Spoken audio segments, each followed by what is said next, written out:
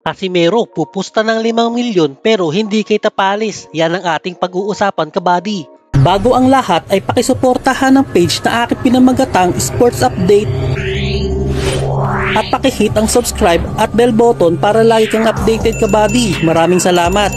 So heto na nga po ang latest na banat ni Casimero patungkol po sa ating pambato na lalaban sa December 26 na si current Unified IBF and WBA Super Bantamweight Champion na si Marlon Tapales, na kahit nga po kababayan niya ito at suportado niya sa darating na laban ay kay The Monster ng Japan at undisputed 4th Division World Champion na Oya Inoue pa rin daw siya pupusta.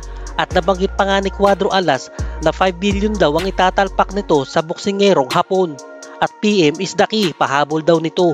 Matatandaan natin, kabady, na si Inoue ang matagal nang nililigawan ni Casimero na makalaban sa ibabaw ng lona. At ngayon malabo na ata niyang makalaban pa ito dahil sa performance nitong huling laban niya kay Yukinori Oguni. Speaking of talpakan, kabady, kapag kay Tapalis ka tumalpak ay ang 100 mo ay tamang 800 na agad, kabady. Kaya kung talagang diehard Pinoy fans ka, ay siguradong malaki ang kukubrahin mo kung sakaling maliigan nga nitong si Tapalis si Inoue sa darating nilang laban ngayong December 26. Samantala, madami nga po ang nag-react sa pahayag na ito ni Casimero patungkol kay Tapalis, mga kabady.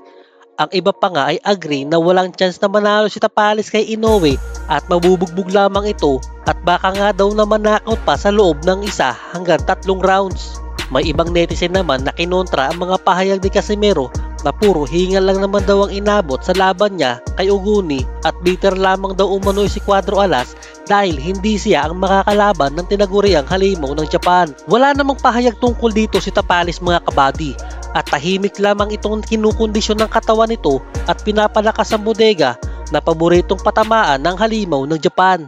Ikaw, kabady, kanino ka tatalpak?